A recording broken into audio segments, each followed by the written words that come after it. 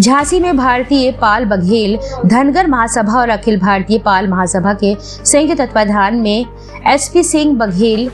केंद्रीय राज्य मंत्री मत्स्य पशुधन डेयरी पालन एवं पंचायती राज का 6वीं बार सांसद बनने पर सम्मान समारोह एवं सामाजिक आभार सम्मेलन दीनदयाल सभागार में विजय पाल दाऊ की अध्यक्षता में संपन्न हुआ। कार्यक्रम के मुख्य अतिथि प्रोफेसर एसपी सिंह बघेल केंद्रीय राम मंत्री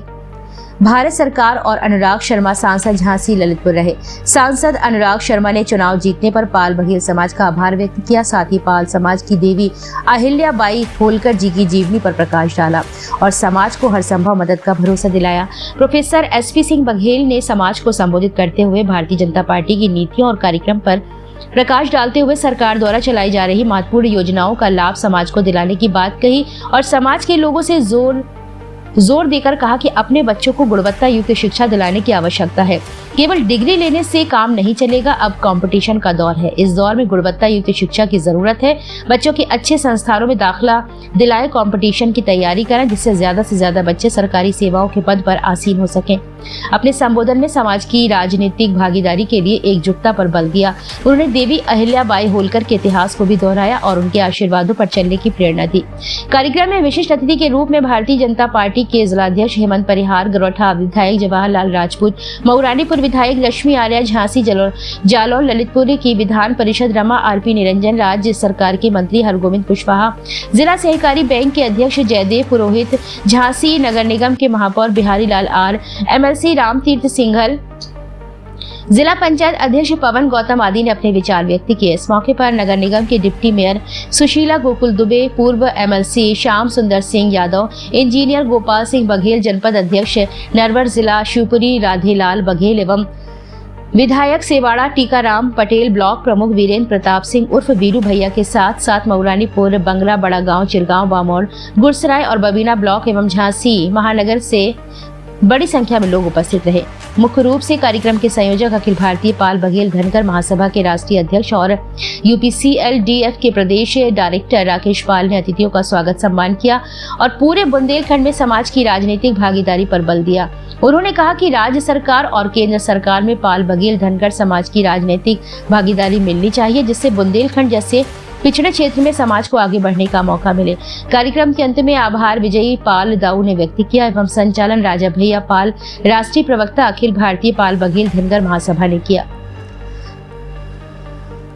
इस स्वागत सम्मान समारोह और अपने सामाजिक आभार सम्मेलन के मुख्य अतिथि और एक ऐसी शख्सियत जिन्होंने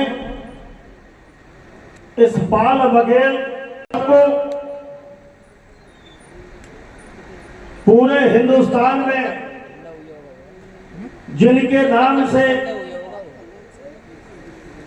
आजाद हिंदुस्तान के बाद राजनीति में हमारा पहली जब संसद उत्तर प्रदेश की विधानसभा और देश की संसद में हमारा कोई प्रतिनिधित्व नहीं था। इतने अरसे के बाद 52 से लेकर के और 96-98 में एक शख्सियत जो शासकीय सेवा में, राजकीय सेवा में सेवारत थे और उन्होंने 1998 में जलेसर से लोकसभा 98-99, फिर इसके बाद 2004 लगातार एक ऐसी शख्सियत की उत्तर प्रदेश की सरकार में भी कैबिनेट मंत्री रहे, विधायक रहे और 6वीं बार सांसद के रूप में और 2 बार केंद्रीय मंत्री के रूप में प्रोफेसर एसपी सिंह बघेल, जिन्होंने हमारे उत्तर भारत से आज पूरे देश में अगर कोई केंद्र सरकार में 2 बार मंत्री और 6 बार सांसद रहा तो आपके सबके आशीर्वाद को बुलंद करने आपको आपकी आवाज को संसद में उठाने में, आप सबके हक और अधिकारों की लड़ाई लड़ने में हमेशा तत्पर आगे रहे। ऐसे मुख्य अतिथि का मैं अपने पूरे जनपद की ओर से, बुंदेलखंड की ओर से और हमारे पार्टी के, भारतीय जनता पार्टी के पदाधिकारियों सबकी ओर से मैं उनका, साथ में हमारे लोगों ने पूरी ताकत के साथ माननीय अनुराग शर्मा और माननीय एसपी सिंह बघेल जी जो ललितपुर में सभा की और यहाँ झांसी में आकर के उन्होंने माननीय अनुराग शर्मा के लिए एक पैदल यात्रा करके करता हूँ, वंदन करता हूँ, अभिनंदन करता हूँ। हमारे बीच में मंचा सेन और आज की हमारे सभा की अध्यक्षता कर रहे जिले के अध्यक्ष आदरणीय विजय दाऊ जी हमारे बीच में। विपक्ष जो लोकसभा में व्यवधान पैदा कर रहा है नीट के मामले में, महामहिम राष्ट्रपति ने अपने दोनों सदन के संयुक्त अधिवेशन के अभिभाषण के एक पैराग्राफ में पूरा नीट पर ही वो बोली हैं और उनका ये कहना है कि सीबीआई को जांच सौंप दी गई है, जांच जारी है, मामला अदालत में विचाराधीन है, कुछ लोगों की गिरफ्तारी हो गई है, बच्चों के साथ किसी भी प्रकार का न्याय नहीं होगा। ऐसा ही चुनाव में भ्रम फैलाया था कि संविधान को खतरा है और आरक्षण को खतरा है। संविधान को वो खतरा बता रहे थे राहुल गांधी, जिनकी मां ने, जिनकी दादी ने 25 जून माने 2 दिन पहले 1975 पे आपातकाल लगा करके देश के सभी विपक्ष के नेताओं को जेल भेजा था, जिसमें अटल जी, अडवाणी जी, कल्याण सिंह जी,